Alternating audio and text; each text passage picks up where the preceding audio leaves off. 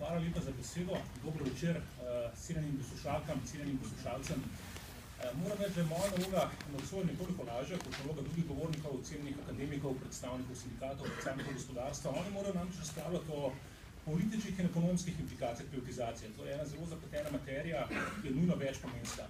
Jaz, kljub znanemu rekel, dva pravnika, tri mnenja, bom pa govoril pravzaprav samo o temu, zelo omejeno, ali je privatizacija pravno zapovedana, a se da tudi še spremeniti, ali odločitev o spremembi spremljajo neke hude pravne posledice, zaradi katerih pravzaprav ne moramo spremeniti, rekel, sedanje smeri. Moj odgovor na to bo negativen, to lahko že naprej povem, seveda pa moram zdaj tudi dobiti svoje argumente. Zdaj, moram reči, da politiki verjetno nekoliko prebrisano govorijo samo o zavezah privatizaciji, pri tem niti ne povejo, so to politične ali pravne zaveze. Vsaj v enem primeru pa sta pravna služba vlade in pravna služba državnega zbora, takrat, ko se je odločalo, ali se na dnevni red državnega zbora dala razveljavitev tega sklepa o privatizaciji 15 podjetij, ti dve pravni službi so dali dokaj eksplicitne argumente, da bodo ob razveljavitvi sklepa, ki je nesporno dovoljena, s tem, vsi strinjamo, nastale za Slovenijo hude odškodninske posledice. Torej, jaz začel s temi argumenti, ki se mi zdijo tako manj resni, skoraj deloma absurdni, potem pa šel na druge argumente proti privatizaciji, ampak bom bolj ali manj vse zavrnil. Samo z pravnega vidika, jaz se seveda ne opredeljujem do ekonomske smiselnosti. O tem imam posebno mnenje, ampak je laično.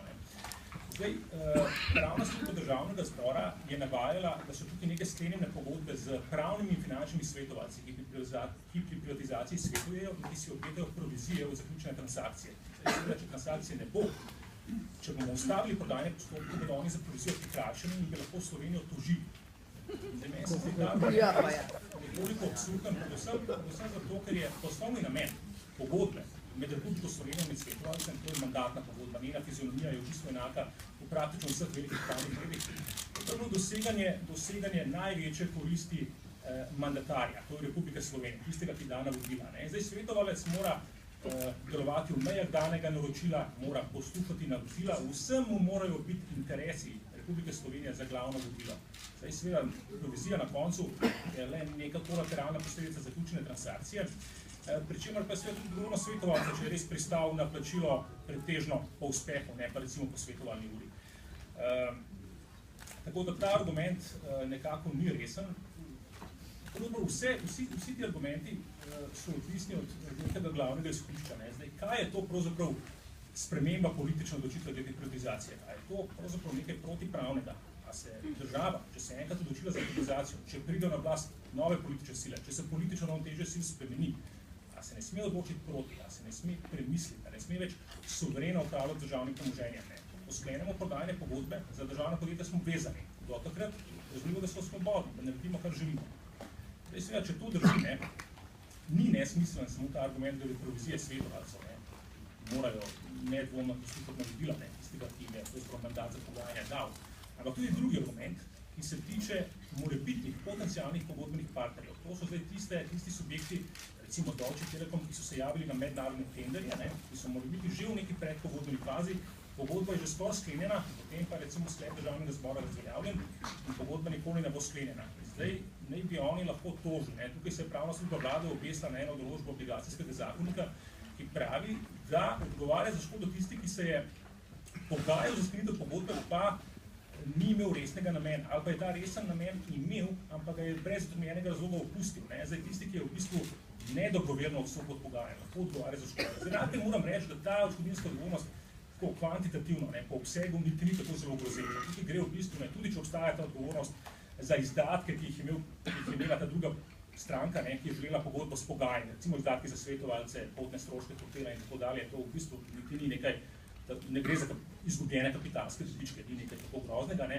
ampak še bolj pomembno je vprašanje, da je praktično skoraj nemogoče, da bi subjekti, ki so se na te tendere javili, lahko s to predpogodbeno odgovornostjo uspeli. Ravno zato, ker v bistvu sprememba političnega stališča glede privatizacije, ne iz politikanskih razlogov, ker recimo nekdo mi dobil podkupnine, če dam ekstremen primer, ampak enostavno zato pravzaprav, ker so prevladali drugi politični pogledi, pod pritiskom javnosti ali karkoli, ki seveda je utemeljen razlog za odstop od pogajanja. Ne samo po slovenskem pravu, še toliko bolj recimo po angleškem pravu, ki se uporablja pri večini teh transakcij, ker po angleškem pravu v bistvu stranki pred sklenitvijo pogodbe druge do druge sploh nimate nobenih obveznosti do preverjenih pogajanj. Torej, še toliko manj tam kot v slovenskem pravu. Dobro, zdaj dajmo naprej, koliko mi je ostalo časa še za druge argumente, morda nekoliko manj absurdne, ne? Kaj pa različne zaveze Republike Slovenije, ki so javnofinančne narave? To pa so nedvomno pravne zaveze, ne? Pravna zaveza je, da ne smemo imeti strukturnega deficita po naši ustavi. Da je lahko strukturni deficit po fiskalnem paktu največ 0,5% BDP. Da maastrichtska merila, ne, da je lahko javni dolg največ 60% BDP, deficit pa 3% BDP. To nedvomno so pravna merila, ne, ampak dejstvo je, da seveda ti akti ne zapovedujo, na kakšen način bomo mi zmanjšali deficit in javni dolg. Jasno, privatizacija lahko zmanjša javni dolg. Ni ravno zelo učinkovito ta namen, kot je povedal gospod Mencinger. Tudi lahko zmanjša izdatke za obresti in s tem deficit. Ampak to ni edina pot. In seveda mi lahko sami izberemo pot, po kateri bomo dosegli te svoje proračunske cilje. Ne. Ni nujno, da je to privatizacija. Ne. In to velja tudi, če gremo, bi rekel, za eno stopnjo dol iz teh, bi rekel, glavnih pravnih aktov naše ustave fiskalnega pakta, lahko gremo na uredbe Evropske unije, ne. 2 sklopa uredb, šesterček, six-pack in dvojček, two-pack. Te uredbe narekujejo vsaki državi, da spravi v red svoje javne finance, da odpravi makroekonomska neravnotežja, da se približa svojemu srednjeročnemu proračunskemu cilju glede javnega deficita, glede javnega dolga, da ima Evropska komisija pravico dajati nek vsebinski input pri pripravi proračuna, to vse je nesporno. Ne. Ampak spet, ne, te uredbe ne zapovedujejo načina, ne, na katero bomo svoje proračunske cilje dosegli. Res je, ne, da imajo Evropske institucije pravico dajati priporočila, da je naša pravna dolžnost za tem priporočilom, prisluhnemo jih resno obravnavamo, potem nanje svobodno govorimo, tako kakor želimo. Ne. In res je tudi, da so konkretno ta priporočila dana Sloveniji bila v določenih primerih, bom rekel, kar eksplicitna. Tako Evropska komisija kot Svet Evropske unije sta pravzaprav v svojih priporočilih nakazala, da želita privatizacijo. Sta nakazala. Še več kot to, celo Republika Slovenija v nekem reformnem programu za leta 2014-2015 odgovorila, da bo sledila zadani privatizaciji, da tudi ona to želi. Ampak zdaj, a smo se s tem dejansko pravno zavezali, da se ne moramo premisliti? Ne, seveda priporočila so samo priporočila, to pravzaprav ni zavezujoč akt Evropske unije. Zdaj, morda je neka politična zadrega, če mi, ki smo enkrat priporočila že potrdili, se zdaj premislimo, to je politična zadrega, ampak pravno, če dosegamo naše srednjeročne proračunske cilje, če manjšamo deficit in javni dolg, rekel smo varni. Smo varni pred denarno kaznijo, ki sicer grozi, če teh proračunskih meril ne dosežemo. Je možno do 2% BDP, če se ne motim. In zdaj posredno je možno tudi to, da bi bile institucije Evropske unije nekoliko manj milostne do nas pri odločanju tej denarni kazni, če nismo sledili priporočilom. Zdaj, bodimo realni, ta možnost obstaja, ampak spet, če sami s svojimi napori na svoj način pravzaprav spravimo svoje javne finance v red in pravne grožnje nedvomno ni. In zdaj še nekaj, pravna zapoved privatizaciji bi lahko sledila iz pristopa k programu Trojke.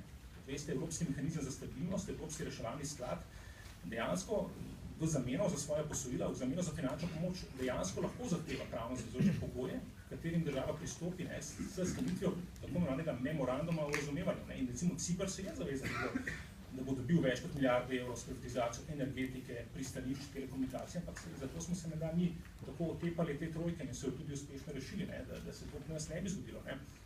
Zdaj nazadnje, ko sem zavrnil vse argumente glede pravne zavezujočnosti k privatizaciji, pa moram še povedati, da obstaja dejansko en primer, ko pa smo pravno vezani k privatizaciji. Ta je zelo omejen. To so pa odločbe Evropske komisije o državni pomoči, ki niso bile izpodbijane, če niso bile dokončne. To je bilo dano pri bankah. V zameno, zdaj niso vsi elementi teh odločb javno znani, ampak tisto, kar je javno znano, pomeni, da smo v zameno, bi rekel, za možnost državne pomoči novi kreditni banki Maribor se sprejeli zavezo, da jih bomo prodali v celoti. Da smo se zavezali, da bomo sprejeli določen delež NLB, ki ni javno znan. In tu pač meni, da ima kdo te informacije, da se jih nimam. Glede banke Celje, odločba komisije tudi še ni objavljena, tako da ne vem, kaj je tam. Ampak dejstvo je, če iščemo kje, rekel, pravno zavezujoče naše pravne obveznosti v privatizaciji, je to izključno v odločbah o državni pomoči, ne pa v nekih priporočilih in Evropske unije. Hvala.